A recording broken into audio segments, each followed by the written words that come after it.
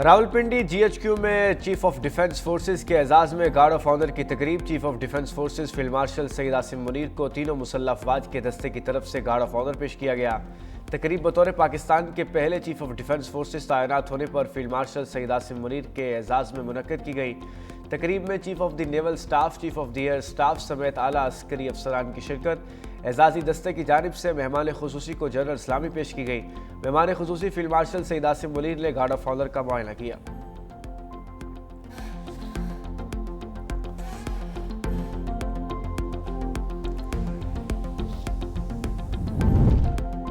पाक इंडोनेशिया सिफारती ताल्लुकात के 75 साल मुकम्मल। इंडोनेशिया के सदर पाकिस्तान के सरकारी दौरे पर इस्लामाबाद पहुंच गए। सदर मुमलिकत आसिफ अली जरदारी और वज़ीर आज़म शहबाज शरीफ ने मुअज़्ज़ज़ मेहमान का इस्तकबाल किया। मुअज़्ज़ज़ मेहमान को 21 तोपों की सलामी दी गई। बच्चों ने फूल पेश किए। इंडोनेशिया के सदर वज़ीर आज़म शहबाज शरीफ के साथ वफूद की सतह पर मुज़ाकरात करेंगे। सदर आसिफ अली जरदारी और chief of defence forces field marshal Syed Asim Munir से भी मुलाकात करेंगे। तिजारत, सरमायाकारी, दिफा, सेहत, IT, मौसमियात, तालीम, सकाफत पर बात होगी। दोनों ममालिक के दरमियान मुताअद्दिद मफ़ाहमती यादाश्तों पर दस्तखत भी मुतवक्किल।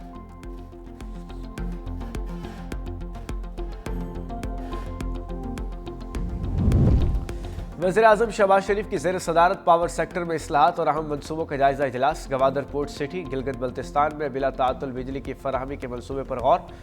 वज़ीर आज़म की गवादर में बिजली की मुस्तहकम फराहमी के लिए फौरी इक़दामात की हिदायत।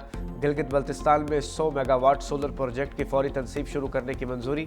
वज़ीर आज़म शहबाज शरीफ ने कहा कि गवादर में बिजली की बिला ताअत्तुल फराहमी मुल्क की माशी सरगर्मियों और सरमायाकारी में तरक्की को यकीनी तौर पर बढ़ाने का सबब बनेगी। माहौल दोस्त बिजली की फराहमी और सालाना अरबों रुपए की बचत मुमकिन होगी।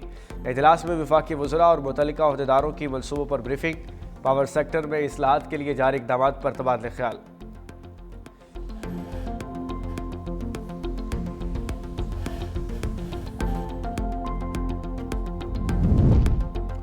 माशी मुश्किलात में एक और उम्मीद की किरण। पाकिस्तान के लिए 1 अरब 20 करोड़ डॉलर की किस्त। IMF एग्जीक्यूटिव बोर्ड आज इजलास में कर्ज की मंजूरी देगा।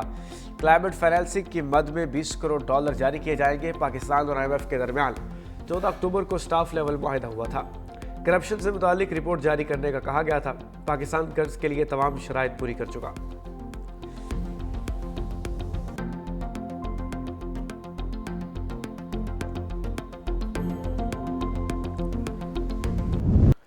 पंजाब में नए ट्रैफिक कवानीन के खिलाफ ट्रांसपोर्टर्स ने पहिया जाम कर दिया। मुख्तलिफ शहरों में बस स्टैंड मुकम्मल बंद। मुसाफिर मंजिल पर ना पहुंच सके। स्कूल वैन और इंटरसिटी बैनुल इज़लाई बैनुल सूबाई बस सर्विसेज भी मुअत्तल। लाहौर में ट्रांसपोर्टर्स की हुकूमती नुमाइंदों से मुलाकात भी काम न आई। हड़ताल के बायस शहरी शदीद मुश्किलात का शिकार। गुड्स ट्रांसपोर्ट की बंदी से शेख खुरनोश की तरसील मुतासर। जुड़वा शहरों में भी ट्रांसपोर्ट बंद। मुज़ाकरात अगला दौर ताहाल शुरू न हो सका।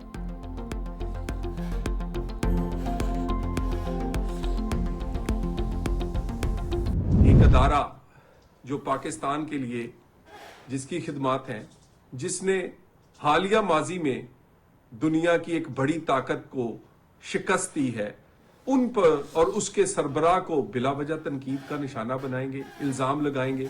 कब तक अदारा खामोश रहेगा? कभी भी इसराइल को बुरा भला नहीं कहा, कभी भी फलस्तीन की बात नहीं की, कभी भी भारत के जारहाना रवैये को भी तनकीद का निशाना नहीं बनाया। फौज और उसके सरबराह पर तनकीद करेंगे तो इदारा कब तक खामोश रहेगा? वज़ीर मुमलिकत तलाल चौधरी की PTI पर लफ्जी गोलाबारी। कहा बडियाला के बाहर आए और तमाशा लगा कर दिखाएं। इदारों के खिलाफ बदजुबानी करने वालों की ज़बान खींच ली जाएगी। मारका हक में दुश्मन को शिकस्त देने वाली पाक फौज को तनकीद का निशाना बनाया गया। माली PTI ने कभी भी इसराइल को बुरा नहीं कहा, कभी भारत के खिलाफ बात नहीं की। पाशा या फैज ना होते तो वज़ीर आज़म बनना तो दूर, आप काउंसलर भी नहीं बन सकते थे। अवाम ने पेशावर में PTI जलसे में उनका हाल देख लिया है।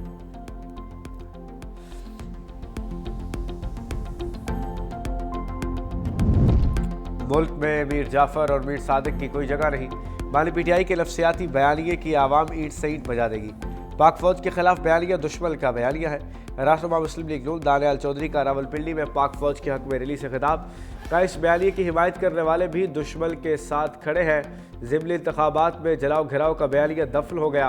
मुल्क में जब भी तरक्की हुई मुल्क को आग लगा दो और बंद कर दो की आवाज़ आती है। 13 साल से खैबर पख्तूनख्वा में अमलो अमाल की सूरत हाल से सब वाकिफ हैं।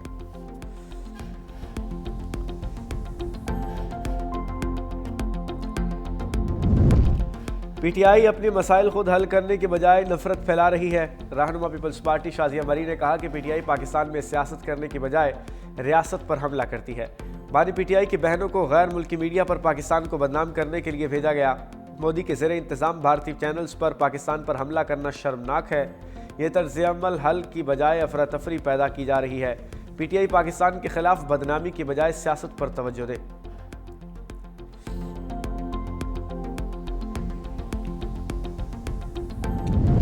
पाकिस्तान सुपर लीग की आलमी सतह पर तशहीर का बड़ा कदम। लंदन के तारीखी लॉर्ड्स क्रिकेट ग्राउंड में PSL रोड शो का शानदार इनेकाद किया गया। तकरीब में चेयरमैन पीसीबी मोहसिन नकवी की खुसूसी शिरकत। पैनल टॉक में वसीम अकरम और रमीज़ राजा के हमरा गुफ्तगू करते रहे। कहा, हमारे क्रिकेटर्स में बहुत सलाहियतें मौजूद हैं। PSL में नौजवान टैलेंट को अपनी सलाहियतें निखारने का मौका मिलता है। PSL को दुनिया की नंबर 1 लीग बनाना चाहते हैं। रमीज़ राजा बोले, PSL की कामयाबी पूरे पाकिस्तान के लिए फ़ख्र की बात है। लीग से पाकिस्तान में क्रिकेट को फ़रोग मिल रहा है। PSL के CEO सलमान नसीर का कहना था कि लॉर्ड्स क्रिकेट ग्राउंड में PSL का रोड शो करना तारीखी है। पाकिस्तान क्रिकेट की पिच के लिए भरपूर इक़दाम करता रहेगा।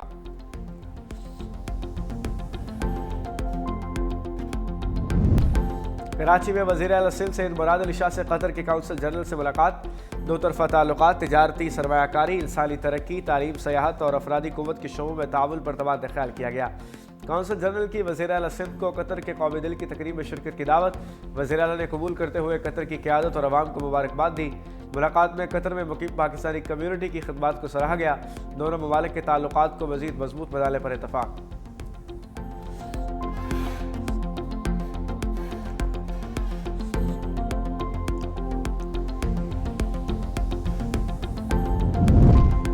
सिंध हुकूमत का घरेलू मुलाज़िमीन के हुकूक और मराद के लिए तारीखी कदम। डोमेस्टिक वर्कर्स वेलफेयर एक्ट का मुसव्वदा तैयार कर लिया।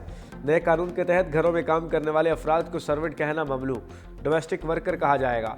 मुस्तकिल रिहायशी, चाइल्ड केयर और ओल्ड एज केयर फराहम करने वाले मुलाज़िमीन के तौर पर तस्लीम किया जाएगा। 16 साल से कम उम्र बच्चों को घरों में काम करने पर पाबंदी होगी। 18 साल से कम उम्र बच्चों को मामूली नौयत के काम की इजाज़त होगी। मुलाज़िमीन को रजिस्टर्ड करना और एम्प्लॉइज़ के लिए रजिस्ट्रेशन लाजमी होगी। 8 घंटे की ड्यूटी औकात, सालाना छुट्टियाँ, तिबी मुआयने, त्योहारों पर छुट्टी हुकूक में शामिल।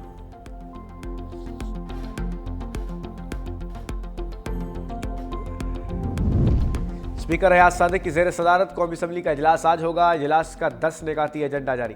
कौमी ज़रई तिजारती और ग़ज़ाई तहफ़्फ़ुज़ अथॉरिटी बिल की मंजूरी दी जाएगी। लोक विरसा तरमीमी बिल पेश किया जाएगा। खैबर पख्तूनख्वा में सुई गैस की लोड शेडिंग से मुतालिक तवज्जो दिलाओ नोटिस एजेंडे में शामिल।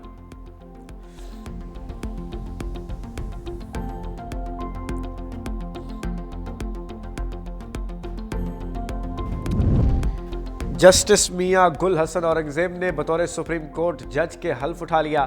Chief justice of Pakistan Yahya Afridi ने हल्फ लिया। Chief justice Balochistan high court Kamran Khan मुलाखेल ने ओहदे का हल्फ उठा लिया। गवर्नर बलूचिस्तान जाफर खान मुल्दुखेल ने जस्टिस कामरान मुलाखेल से ओहदे का हल्फ लिया।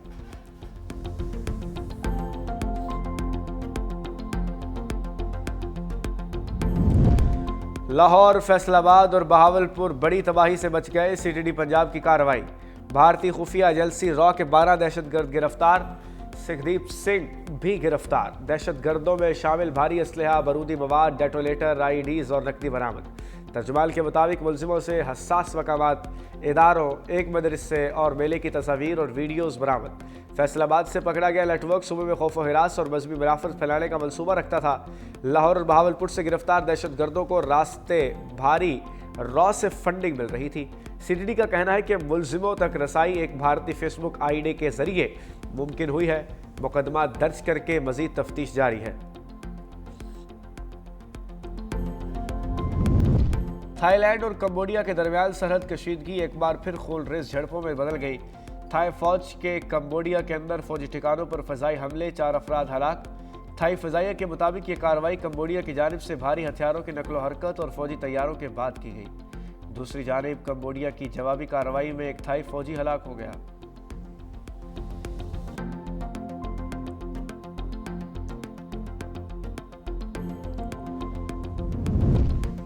अमेरिकी सदर ट्रंप का एक बार फिर 8 जंगें खत्म कराने का तस्करा। मीडिया से गुफ्तगू में कहा, 8 जंगें खत्म करवा चुका हूँ, नवी खत्म करवाने की कोशिश है। रूस यूक्रेन तराजे पर बातचीत जारी है। टैरिफ मामले पर अदालती फैसला हमारे खिलाफ आया तो और भी बहुत से रास्ते हैं। हमारे लिए सबसे अहम हमारी कौमी सलामती है। अमेरिका को दिवालिया करार दिया जा रहा था, टैरिफ के जरिए अरबों डॉलर्स लेकर आए।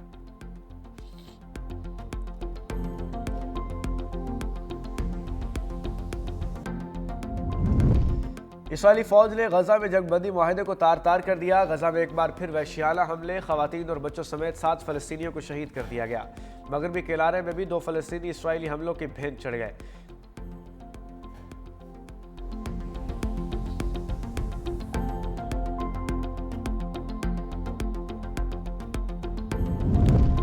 भारत में एविएशन का बड़ा बहरान, नाहल और बेहिस मोदी सरकार की अवाम दुश्मन पॉलिसियों के बायस मुल्क की फिजाई निज़ाम मफलूज हो गया।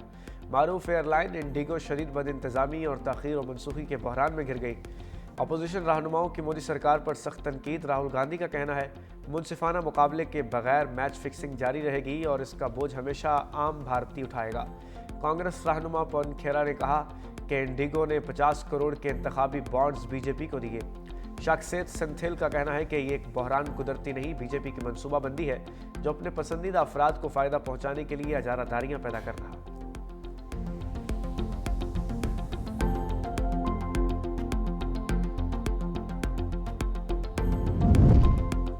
ऑस्ट्रेलिया ने अफगानिस्तान के खिलाफ खुद मुख्तार पाबंदियों का पहला आलमी फ्रेमवर्क नाफिज कर दिया। इंसानी हकूक की मुसलसल खिलाफ वर्जियाँ और दहशतगर्दी की सरपरस्ती पर ऑस्ट्रेलिया की शदीद मजम्मत। ऑस्ट्रेलियाई वजारत खारजा का कहना है कि नए फ्रेमवर्क के तहत तालिबान पर बराह रास्त माली और सफरी पाबंदियाँ आयद की जा सकेंगी। 3 नाम नहाद वज़रा और चीफ जस्टिस पर भी पाबंदियाँ लगा दी गईं। अफगानिस्तान को असलहा, मुतल्लिका मवाद या खिदमात फराहम करने पर मुकम्मल पाबंदी। फ्रेमवर्क अक़वाम मुत्तहिदा की फहरिस्त में शामिल 140 तालिबान एहलकारों पर दबाव मजीद बढ़ाएगा।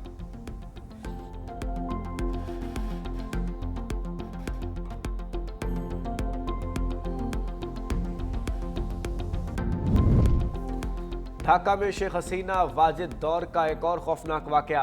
इज्तिमाई कब्र की खुदाई से 114 अफराद की लाशें मिलने का इम्कान। आलमी मीडिया के मुताबिक लाशें मुमकिन तौर पर हसीना वाजिद दौर के क्रैकडाउन में मरने वालों की हैं। इज्तिमाई कब्र की खुदाई का अमल अक़वाम मुत्तहिदा की मदद से किया जा रहा है।